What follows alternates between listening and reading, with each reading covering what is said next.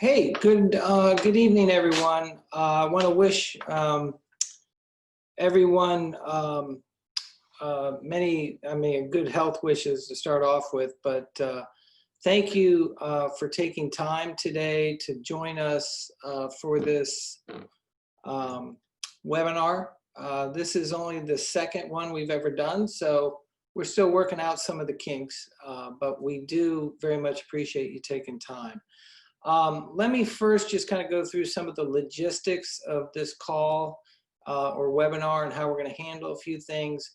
What we're going to do, I think for the first, 15 or 20 minutes or so, I'm going to spend that time kind of offering some remarks, and we'll take the last 10 minutes. Hopefully we have enough time for questions that you can type in. Now, one thing I want you to know, we are going to try to accumulate the questions, and you can at any time at the bottom of your screen type in the question. And Cooper is with me today too, who's our new paraplanner, so he's going to say hello. Hey guys.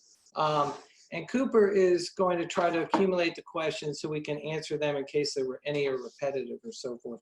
If any of these questions are personal in nature, we will take it offline and call you individually and try to address that concern. Lastly, last bit of things that we're going to do is we are recording this. So more than likely, we will send out a recording of this. So if it's something you want to share, maybe a spouse or something couldn't attend, we're happy to do that as well. With that said, let me kick off with a couple things. And I guess first, let's recognize first that I know these sort of things don't feel well, and the developments, especially over the last few weeks, have developed very quickly, much more quickly than you're used to, and we want to try to help you kind of dissect what's happening. And I know a lot of people are fearful right now, and part of my goal today is give you some commentary that I think will help some, and I can give you some positive takeaways today. First and foremost, we're really dealing with three crises, not one. That may be a little bit of a surprise to you, but the first one is what you know of, and why we're here today is the coronavirus. And it is very serious, and it's something we should all take very seriously. And many of you know that the governments are actively involved in, I would say, the containment. So I'll make some comments on that as well. Two, if you hadn't already realized, there is an oil price war going on at the same time between Saudi Arabia and Russia. That also has disrupted the markets. And the third thing is interest rates have plummeted, okay? So we really have three things going on. I'll kind of walk you through them, but just want to alert you that there's more going on here than just the coronavirus. All right, first and foremost, if you know anything about epidemiology, and I think we're all experts in epidemiology today, they are talking about flattening the curve, okay? So what does that mean to you as an investor?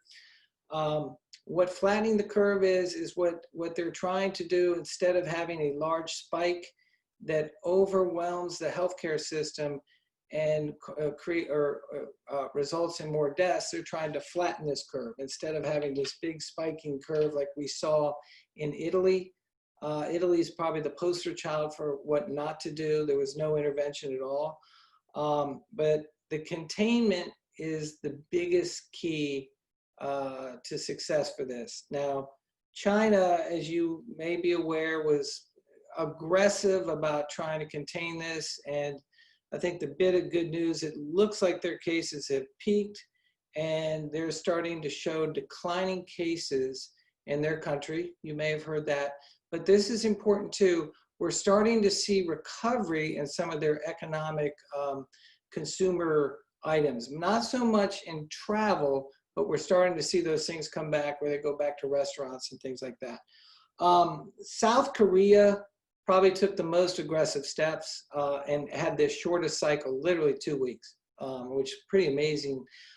So look for our governments, and also, I mean, part of my goal today is part of my goal really today is, I'm sorry, I was looking at some questions. I probably shouldn't have done that, is to help you understand that you also play a part in this as far as doing what's right for everyone and trying to protect people. So we're very keen to that, and I'm kind of making you aware that effective today, there'll be an email that goes out tomorrow.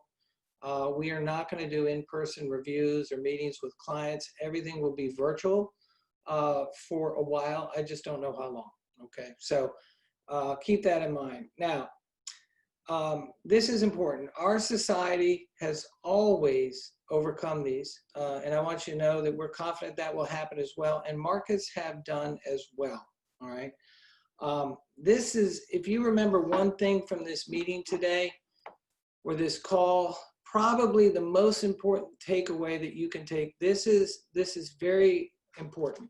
This is what we call an event-driven crisis to the stock market. All right, and we'll talk about bonds and stuff too, but it is not an economic crisis. That's very important. Now, of course, it could become an economic crisis, but as long as there's containment, this is what we call an event-driven crisis. What happens with event-driven markets, okay, we have experience with these.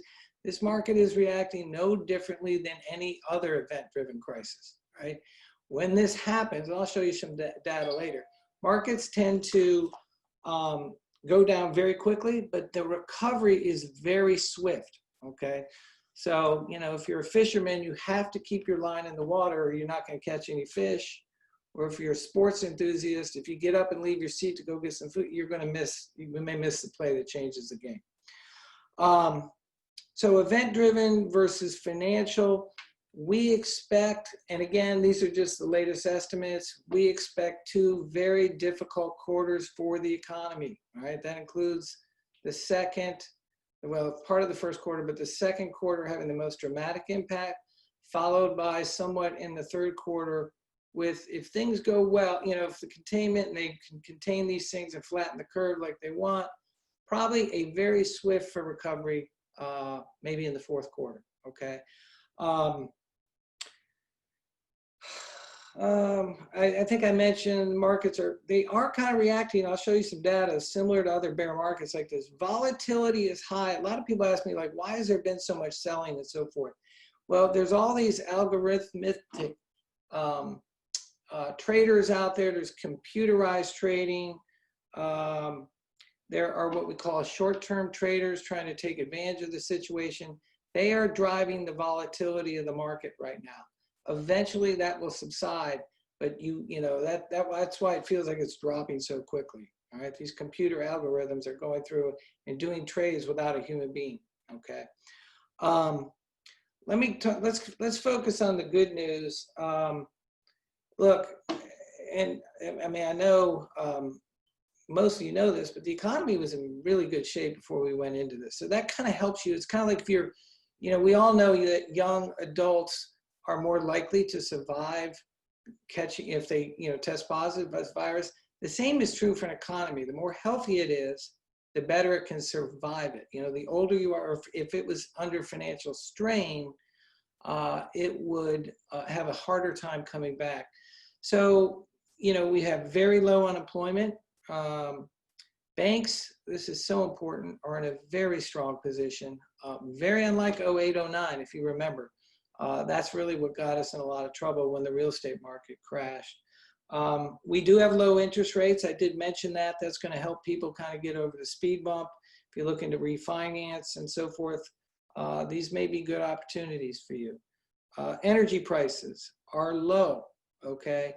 With this price war, you know, there's short-term pain on the front end, but there's a lot of gain on the back end. And what I mean by that, you as the consumer, when you go to the gasoline pump, you're going to pay less for fuel. That acts like a tax cut to you. You have more money to spend. Now that'll come a little later, but the same is true for business. It's not just individuals. So when FedEx and you know, what's the other one? UPS and all the, you know, different carriers, as the, you know, cost of fuel is very important to profitability for them. So it has an impact on business as well. I think I mentioned low interest energy. China. China has started the slow recovery towards normalization. We got some new data today, just after about 6 weeks after the peak of the virus. So that's kind of good news. So it can kind of give you kind of a roadmap of where we might be as a country. And the most important thing, and not that this last doesn't mean, I mean, it actually is kind of the most important. The most important thing right now is the government intervenes, right? And two, that there's stimulus packages, right? Now you can agree or disagree on what the, you know, nobody's going to agree on what's, you know, which one's the right package, and, you know, is this cut or this, you know, but you've got a lot of people, and I saw some things on Twitter today.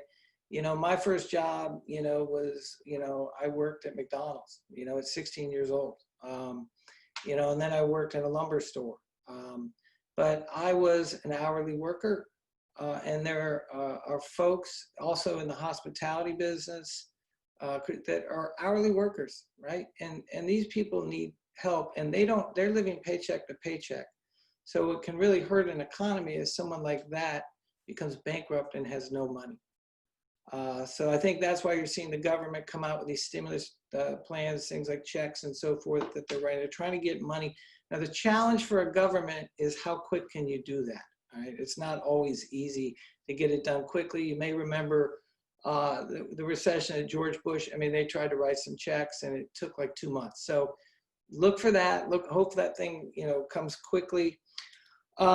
If I had to share one story with you that I think can give you some perspective, and then we'll talk about what's the stuff, what kind of strategies, you know, should you be focusing on, is if you think about a lot of us, especially on this call, and I didn't look at the list yet, but most of us are homeowners, right?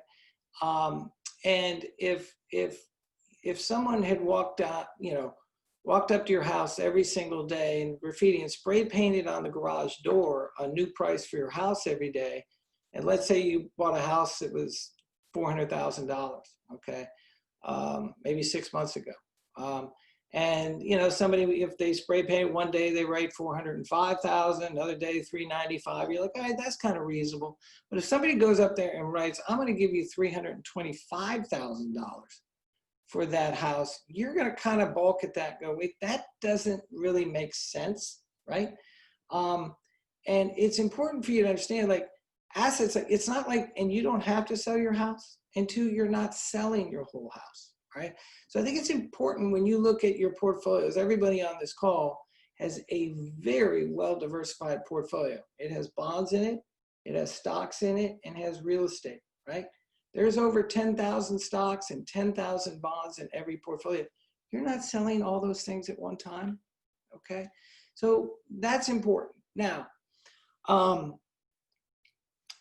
just think that analogy kind of resonates. Oh yeah, I don't have to sell that. Now, what I thought I would share with you too, and then I'll make a couple points about investing, is what we call human behavior. And most of us right now have an instinct. It's very difficult because, you know, the TV's on, we're all stuck at home. Yeah, thank you. We're stuck at home, and we just cannot, you know, and you've heard me talk about these Nobel Prize economists that we work with. We got the left brain and the right brain, okay? This left brain is your quantitative brain. It's really smart. This right brain is the emotional brain, okay? It will get involved in a lot of different things. And the right brain, okay, looks for bad news because it feeds a drug called dopamine to the frontal cortex, and it's a high, right? What I want to prove to you for a minute is that may not be a good drug for you, all right? So when we look at markets, you know, they go up and down. And what I was trying to illustrate here for you is, whoops, hold on a second. You know, when it go up and down, you know, if we look at them when they're down, that creates that negative brain, you know, our right brain gets excited, but it creates a pain point, okay? Now, what I try to help illustrate for clients is if I gave you the choice of 2 portfolios, or 3 portfolios, excuse me. Portfolio A, you watched it, it just went down. And you had portfolio B, that was fairly level, just kind of went up and down sideways. And portfolio C, this one kind of went up and down, but it just went up, okay? If I asked most of you on this call or most clients, I said, which portfolio would you want? I mean, including me, we're all instinctively going to say portfolio C. But as many of you have learned, as you've sat down with us, this is a trick question, okay? This is the same portfolio. They're no different, right? The only difference is portfolio A is one where you look at it every single day. The stock market's up 52% of the days and down 48. Portfolio B is somebody that looks at it monthly. Okay, they're not as sad because maybe it's kind of flat. And portfolio C is somebody that looks at it every year. Okay, and that feels good. And that's why you hear Warren Buffett. That's why you hear us very much preach. Look at your portfolios once a year. So I know it's tempting, but be careful. And what I wanted to illustrate here for you is, if we went back to 1979 for 40 years, I looked at 40 years, right? And we quantified portfolio A, B, and C, and if you looked at your portfolio every single year, you would have 19 years of pain, okay? That is half of your time on that earth during that 40 years. That's terrible. That would inflict so much stress on you.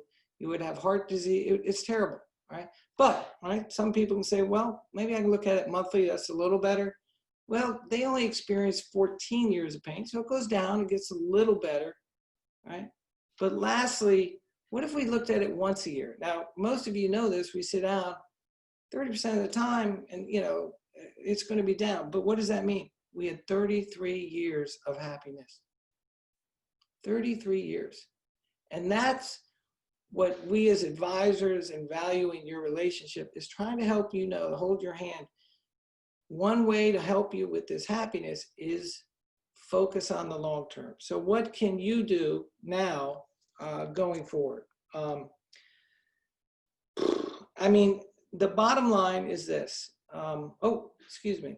Well, yeah, so I jumped ahead, but in the bottom left corner, I was like, if you only look at it when it's down, it's going to create a lot of pain. So if you focus on the long term, that was my last slide, the bottom right, and look at your plan annually, you're going to have a much better experience. All right. So we're trying to, help coach and hold your hand through that. Let me tell you a couple things about investing that I think are helpful. One of the reasons that you invest in stocks is for the reward. Okay. So by being patient through times like this, the reward will come. Okay. For those of you now, when we diversify a portfolio, right? Some of you have money in stocks and some of you have in bonds and with real estate. Let me tell you what your bonds are doing right now. Your bonds are doing exactly what they're supposed to do. They're acting as a life preserver, okay? So you don't go down as much as the rest of the market. So I know a lot of you are seeing data. You'll see here, because you can't help it. You see the news, they're going to report, here's the Dow and here's the S&P. That's not your portfolio. Right? The Dow is 30 stocks, the S&P is 500 stocks. You own over 10,000 stocks, but when the stock market goes down, your bonds are there to cushion the blow. So they're doing their job. Number two, with bonds. If you're in a situation, again, I haven't looked at who's on the call, and you can talk to me personally offline, and you're pulling money out of your portfolio on a monthly basis, especially if you're retired, we're selling the bonds, not the stocks, okay? So we're preventing you from locking in that loss, right? The other thing that's kind of a secret, and I want you to be aware of this, every quarter your portfolios are reviewed, okay? And there's that thing called rebalancing. You know what we're talking about. You've heard me talk about it. When these portfolios get out of balance enough, and they probably are going to get out of balance over this cycle, we're going to go in and trade these portfolios and sell what did well and buy things down, right? So you'll get a better or a bigger recovery. And these, again, tend to be very swift and event driven. I heard somebody say this. I just thought it was a good quote. History doesn't always exactly repeat itself, but it does rhyme, okay? And that's how markets work. I mean, it won't be exact, but they tend to rhyme. Let me show you a couple, I want to show you maybe just two charts. And then I'll kind of wrap up my comments and try to answer some Q&A. So markets typically recover very quickly after containment. Okay, these are some of the other epidemics. While these are not pandemics, what I want to point out to you is where are markets usually a year later, right? And I circled these. 1 year later, they tend to be very good, up almost 23%. And after 24 months, they tend to be even better. It's 35%. So typically coming out of these markets, the stock market tends to, like as I said, recovers very quickly, and there's a nice upturn. And I even have another graph here. If you focus on the last 3 bars on the right, that is giving you an idea of, let's see, this is, I think, teal. This is, now we are in a bear market. Bear markets, as you know, is when the stock market goes down by more than 20%, which we are in now, all right, after last week. 1 year later, on average, portfolios tend to be up 14%, okay? If you look at the 3-year average, it's almost 12% a year, and after 5 years, it's almost 12% a year. So again, we expect the same thing. You know, in conclusion, so I can answer some questions, you know, my message hasn't changed, and for those of you who've been with us a long time, is focus on your long-term plan, right? Try to tune out the noise. But if you feel like you need to make a change, or you're nervous about things, we can always look at your plan and say, well, can you take less risk and achieve, does your probability of success go up, right? And if it did, and you were willing to do that permanently, I would completely support that change. But if you were trying to time the market and say, no, I just want to make a temporary change and then I'll get back in later, I will not support that change. You can do it, but I just won't support it. And, you know, so in conclusion, we've been through these before. No one's been through a pandemic in our adult lifetime like this, but I think with the containment and the intervention from governments, and you know, as we go through this and learn about social distance, you know, you will see probably towards the end of the year, you'll start to see a recovery. And remember, the stock market is forward-looking, so it will recover before the economy does. Okay, so before you see the signs. So again, if your line is not in the water, you're not going to catch that fish. All right. We're going to spend the next 5 or 10 minutes just taking questions. That's the last thing I want to, well, I'll leave that for the end in closing, but I'm going to just wait maybe a couple minutes or a minute or two while we queue up any Q&A. And if you can click on the very bottom again, the Q&A button, and just type in your question, and Cooper and I will kind of take a look and see what we've got.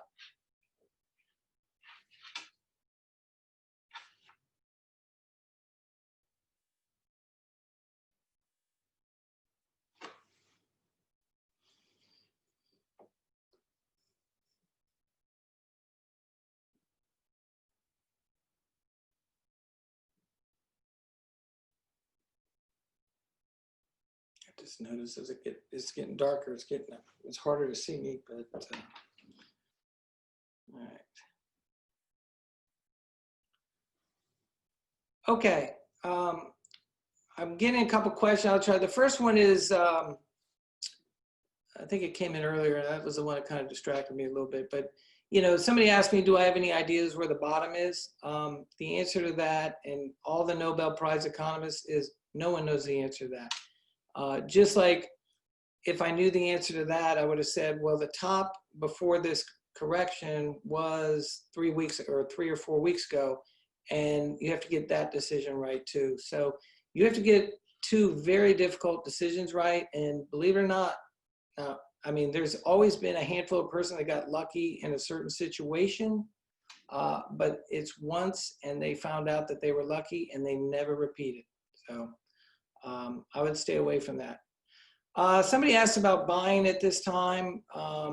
You know, you know, these are great buying opportunities. Anytime the market is down this substantial, anytime you get a 25% move down, we've already had more than one handful of clients, probably 6 or so, that are actually adding money. They recognize these are opportunities. So now, again, I don't know where the bottom is. And if you're worried about is my timing right in the long run, it won't have as big an impact as you think, but it will, you can get some good buys. You know, being down 30% in the market, this is a phenomenal time to do it.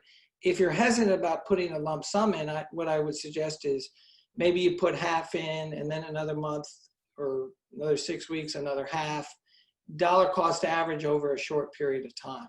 Most of our investors dollar cost average and add money every month. Most are, I would say our wealthiest clients are the ones that do it every month. So keep that, you know, maybe consider increasing it, but it's a good time, absolutely. I have a question. What can we do as individuals? And if you want to comment on this, I think I don't know if the question is surrounding the stock market, but this was one of the things I was going to say in my closing comments is, I think what we can do is, one, respect, you know, people's, you know, one, you know, my daughter, I shared this in the other call, is, you know, look, she's a nurse on the front lines in New York City at New York Presbyterian, all right? The worst, you know, and she's in, you know, that's a dangerous job. There are first responders. We saw those in 9/11 and so forth. They're putting their lives at risk to protect us.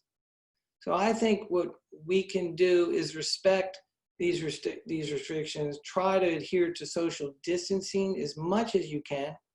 And just because you're healthy doesn't mean you can't pass on that virus. So you know, one of the reasons that we are going to virtual meetings is for that reason. All right. Now, currently, we're still working here in the office. There's 4 of us, but that may change. Let's see.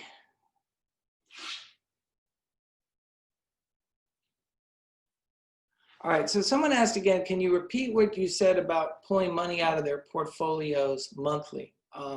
So we do have clients in that situation that are pulling money out to kind of support themselves. And I can't remember if I said this or not, but that when we do our rebalancing, what we're doing is selling the bonds. We're not selling the stocks to fund that withdrawal, all right, to protect you so your portfolio doesn't go down as much.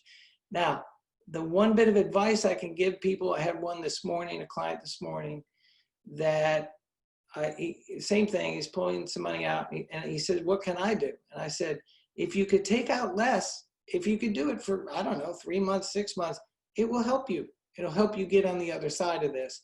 So anybody doing that, you know, anybody on what we call the spend down, I think that's a good idea. See if you can, you know, tighten your belt a little and decrease it. You know, Judy and our staff, we can, you know, just pay. You just got to sign your name to a form. It's easy.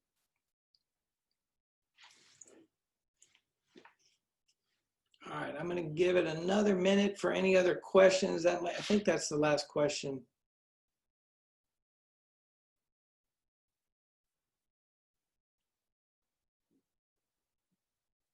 Okay.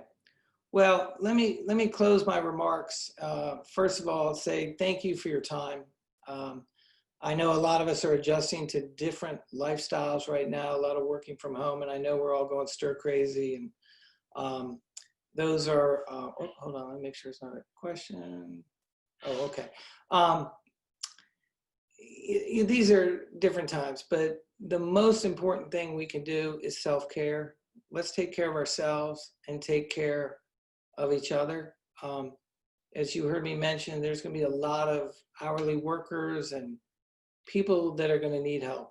Most of us in our jobs are going to survive this, and it's an event that will come and go, and you know, will it be 6 months or 6 weeks or 4 months? We don't know that, you know, but they're going to be people that need help, and I hope we're all there to help them in these times of need. So thank you. I'm going to kind of sign off for now, but just stay abreast, check your emails and so forth. And if anybody needs anything from me, please just, you know, reach out.